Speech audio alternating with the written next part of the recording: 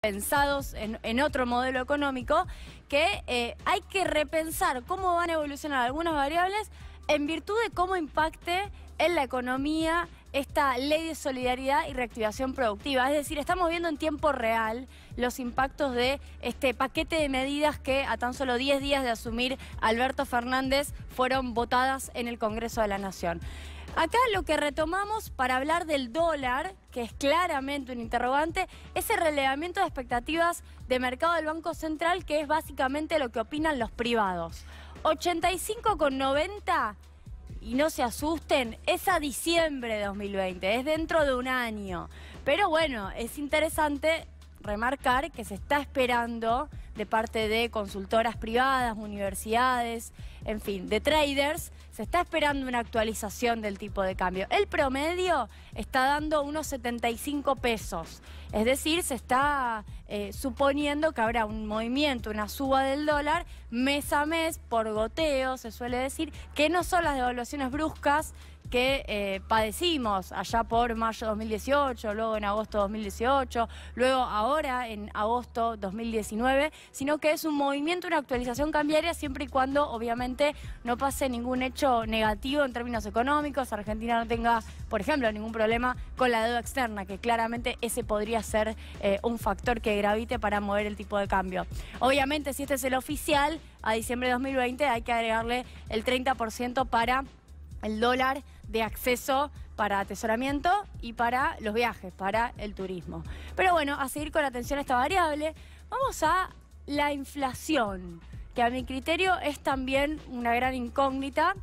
Yo diría que todavía no hay mucho para decir porque acá puse números para tener una referencia, pero lo que estamos viendo, de nuevo en tiempo real, son decisiones de controlar precios. Obviamente se autorizó una suba de 7% de canasta básica, que no es menor, es significativa, pero si hay una decisión de fiscalización más fuerte.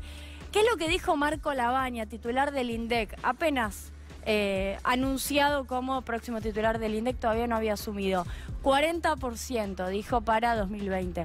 ¿Qué es lo que dicen los privados? También el REM del Banco Central, 43%, lo dijeron ahora en noviembre. Estamos, en pocos días saldrá el relevamiento que hacen en diciembre.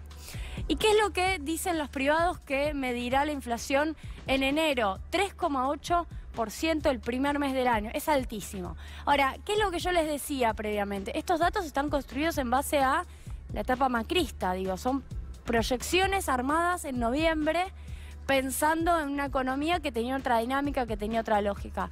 ¿Podrá la economía de Alberto Fernández modificar esa lógica y bajar la inflación?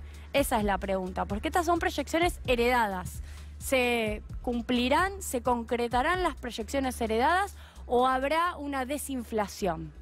Avancemos con temas salarios, que como siempre decimos, importa el salario real más que la nominalidad, el dato nominal. Hay una consultora, CEL Consultores, que está diciendo 38-40% es la suba nominal que se espera en salarios para 2020.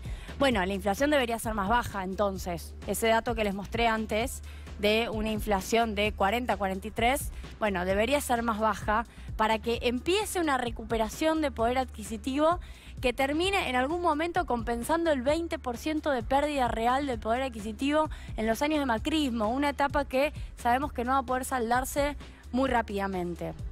Tenemos dos variables más para ir avanzando en estas perspectivas 2020.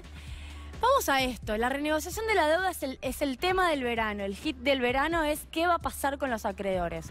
Los intereses de deuda son el 21% del presupuesto, es un montón de plata. Cada punto de interés son 80.000 millones de pesos, ¿no? Es verdaderamente mucha plata, 5 puntos son 400.000 millones de pesos. ¿Cuáles son los desafíos? 1, ver si se pueden patear intereses. 2, en materia de reestructuración del capital, Hacienda está recibiendo vía casilla de correo, que de hecho estuvo bromas respecto de eso, propuestas de parte de acreedores privados para ver cómo se reperfila esa deuda. Hay un deadline, una fecha límite para marzo, con lo cual veremos la película de la renegociación de deuda este verano.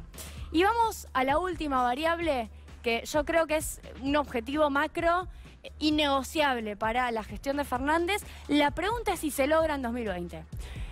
¿Habrá crecimiento? Las consultoras antes de la ley de solidaridad, y esto es importante, decían que no, que Argentina iba a caer 1,7% en 2020.